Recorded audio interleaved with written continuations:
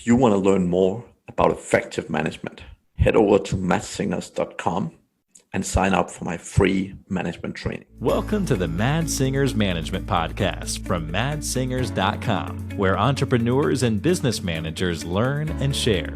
If you like the show, don't forget to leave a review.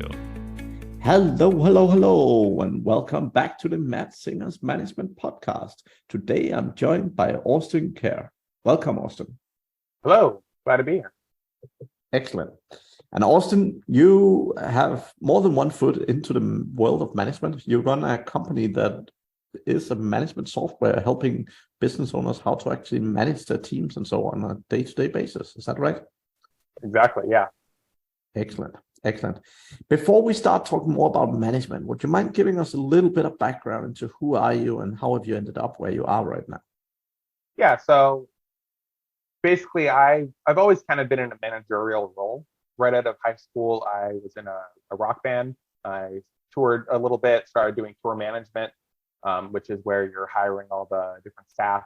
One thing that's really unique about working in the music industry is all of your hires, instead of them being people you see for 8 hours a day, they're people you see for 24 hours a day. You know, they're sleeping in the bunk right above you. So a lot of those hiring decisions are even more crucial. So after being in there for about 8 years, tour managing, traveling a bit, I then went into running some theme parks, which was kind of a similar-ish field. And then from there, went more into like, normal corporate world. I was a senior executive at an investment company for about 6 years. Cool. Yeah. And then basically when I first started at the investment company, I started in an IT/HR area when we were just starting out with a few employees. I was there through all the growth. They won Inc. 500 3 years in a row. And I then went to sales and marketing, and I was always like the senior over it. So I ran all the employees on sales, marketing, HR, and IT. And through that time, I also ended up needing that company to have some custom software. So that's how I ventured into the software world. From there, once I got established, I understood what software could do and how it could make my life easier as an HR and as a manager of several teams. I then left that company and then started management, which is a software which helps people manage their teams and manage employees and do HR. Excellent. Okay. Yeah. Employees, people. Let's talk about people, hiring. Yeah. How does one hire the right people, Austin? So one of the things that I see a lot of companies doing wrong, unfortunately, is that they try to sell people on their company. So recruiting is a little bit more like sales. And when they're talking to people about their company, they're sometimes negotiating pay rates, which can kind of be a bad flag. They can give ideas about how nice the training is or how great the office is set up and all the free things you get, et cetera. And it's good to have those things, their incentives, but it's important not to give someone a false idea of your company, because what you're doing is you're convincing them to come. And then once they come and that isn't the reality, you're not as organized as you seem, you're not as set up as they would want, then you're going to have to continue to convince them, usually with money, to stay. And so that's one of the big areas that I find people err in that hiring process. Is in a hiring process, you're trying to make a really genuine connection with people, and you're trying to understand how they're going to play in the teams you're going to add them to. And so I usually try to make my company seem worse than it is. I want to tell them that everything is more of a mess than it is, that they're going to have to work longer and harder than they're actually going to have to.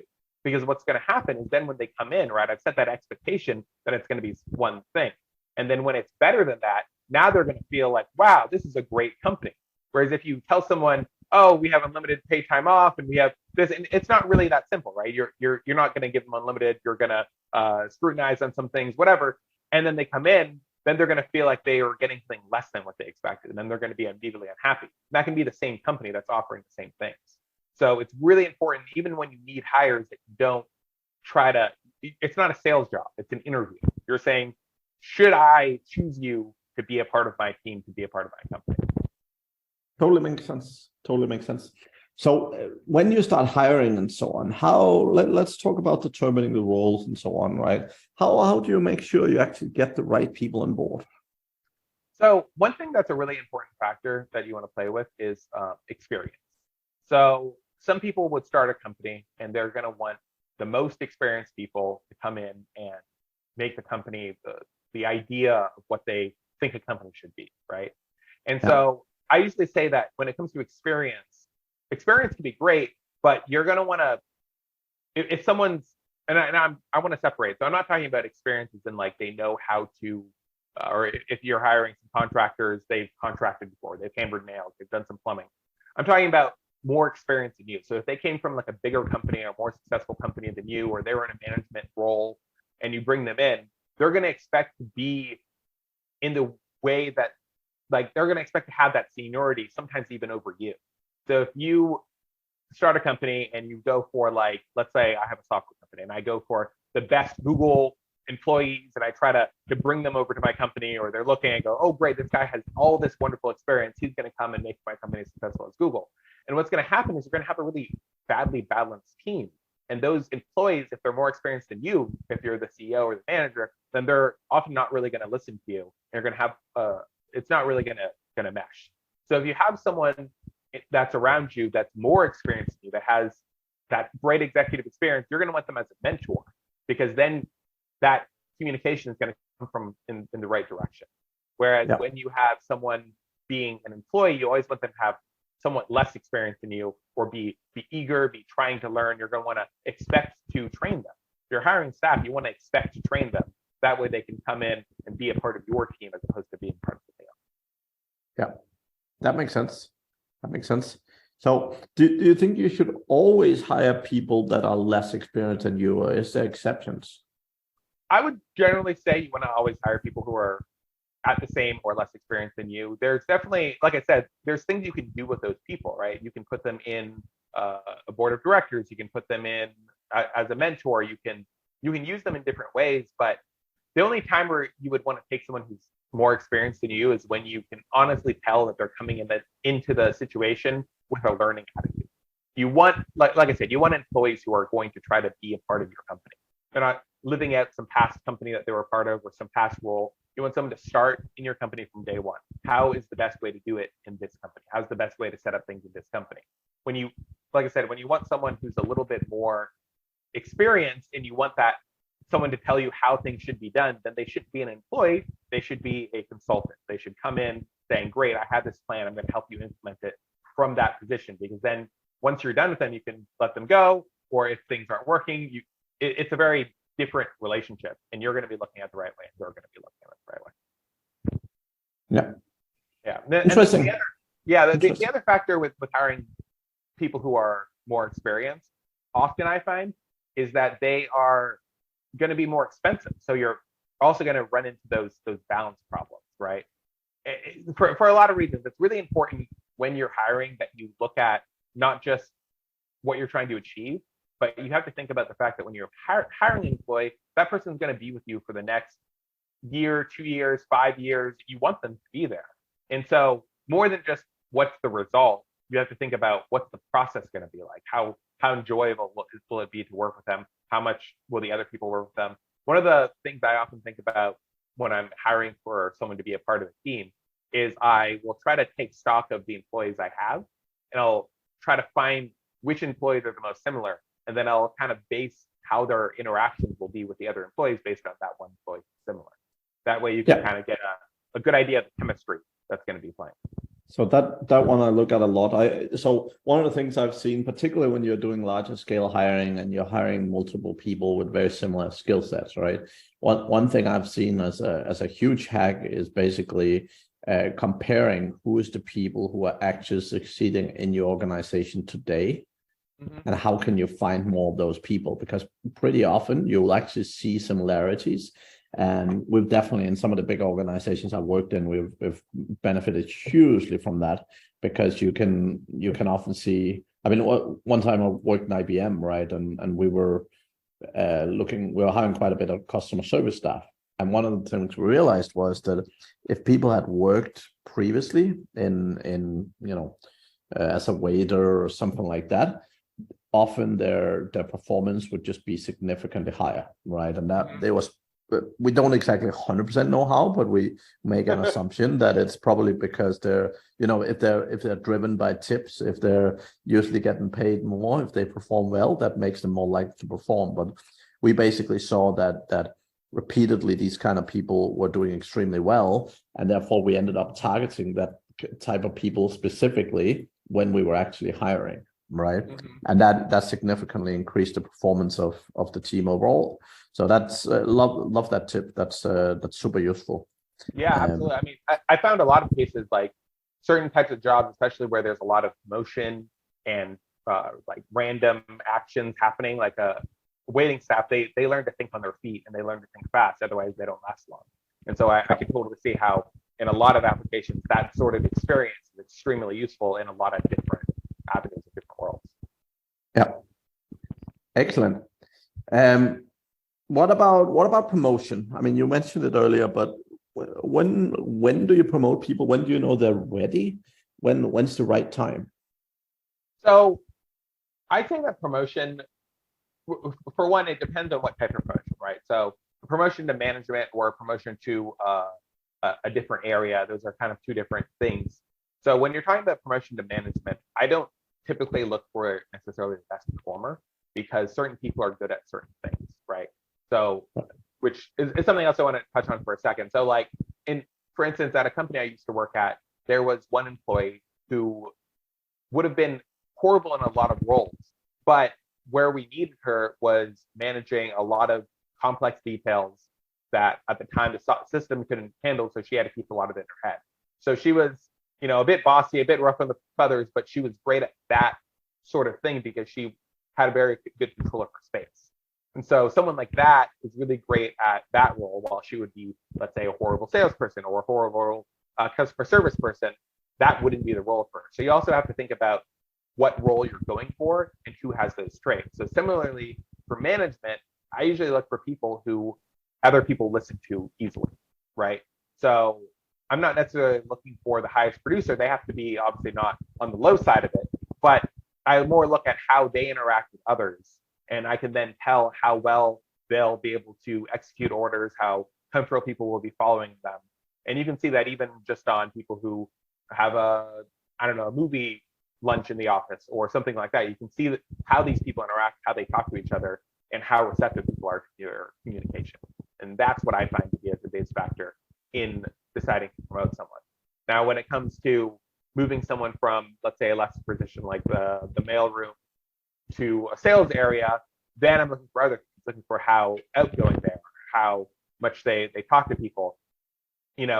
There's so many different factors in what makes someone successful, but I think you nail it right in the head when you're saying, like, looking at the people who are there and what sort of traits they have, and then you'll want to scan the company for other people who have those type of similar traits. I would say it's usually a bad idea to promote someone just because they want more money. Unless you can tell that they're a great, buddy, motivated person, well then, yes, sometimes putting them in that sales position will be the right fit, but you have to look for the other indicators as well. Yeah. Sounds good. And what about employee evaluation? I mean, I think one of the big things, particularly for smaller business owners, right, is when they have employees, like, how often should they evaluate them? How often should they give them performance feedback, etc. in your eyes? So that's a really good question. It really depends on the size of the company, I would say, because employee evaluations are extremely important, and it really gives people that understanding. I would say that you usually don't want to wait until an employee evaluation to give someone correction. That's something I've seen people do sometimes, is where they will kind of stockpile issues or situations, and they'll wait for an employee evaluation. And a lot of times that employee will be blindsided, because the entire time that you're waiting for that evaluation, they're going to be thinking that they're doing a good job. And then when you go and you break the news to them, they're going to have that reality shattered, and it's going to create an upset, and they're almost always not really going to take the advice in the way you want it to be. So you're always better off correcting as things come up and not letting things pile up.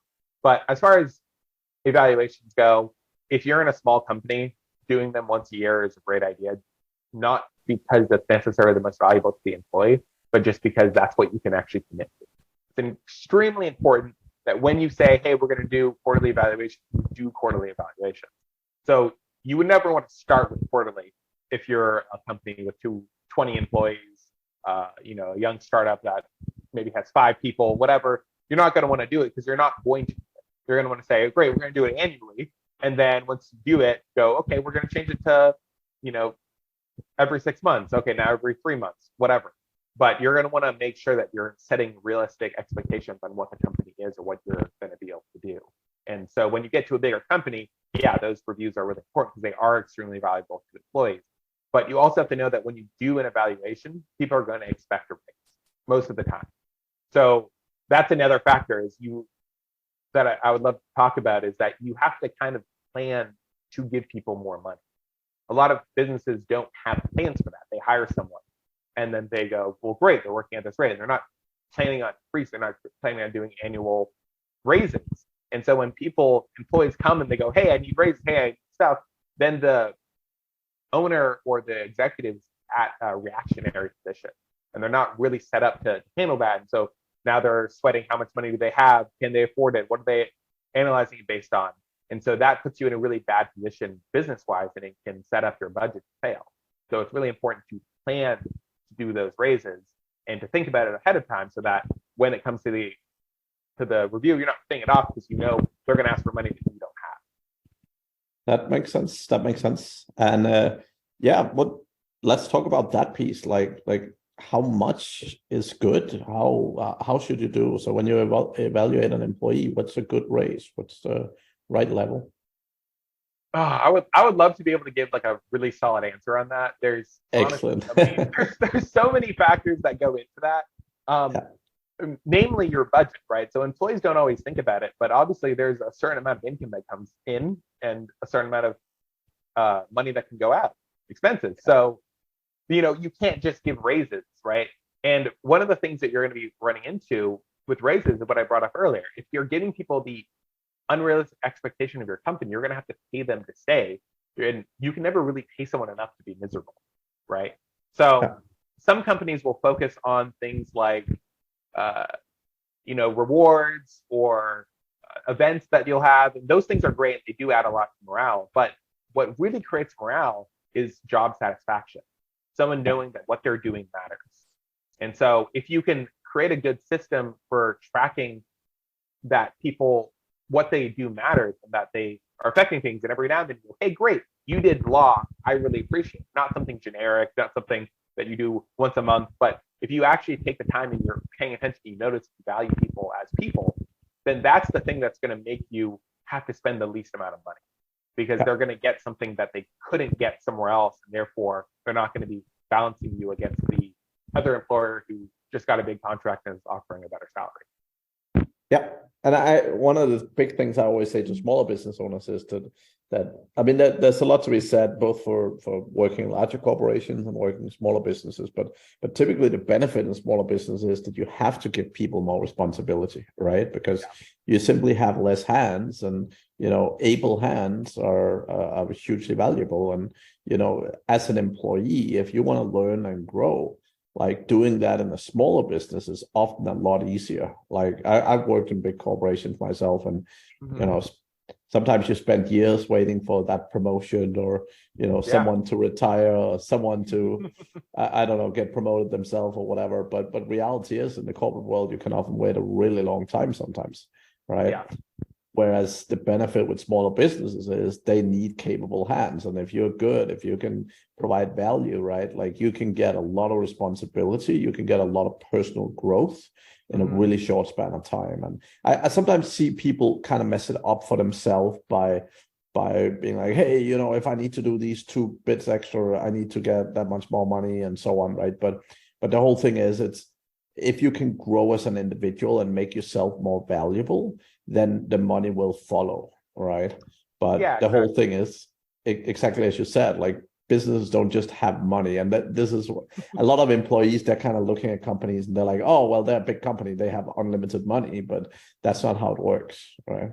Yeah, even Circuit City failed because they didn't have enough money, and they were a huge company that made billions of dollars, but there's a balance of expenses to income. One of the actionable things I would say, and to plug my software a little bit, something that it offers is tracking productivity through metrics.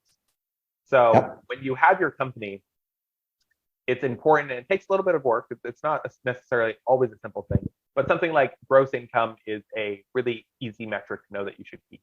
So my software key management makes it extremely easy. It's the easiest way to keep track of this monthly. If you had an Excel, it works similar to that, except for you get a lot more analysis features.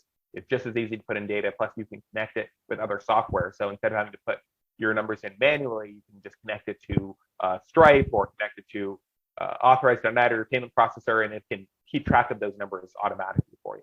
Now, expanding that idea for salespeople, a lot of people understand that concept, right? Okay, cool. So I need salespeople to understand how that their performance is based on how much money they make. So we're going to keep track of their sales.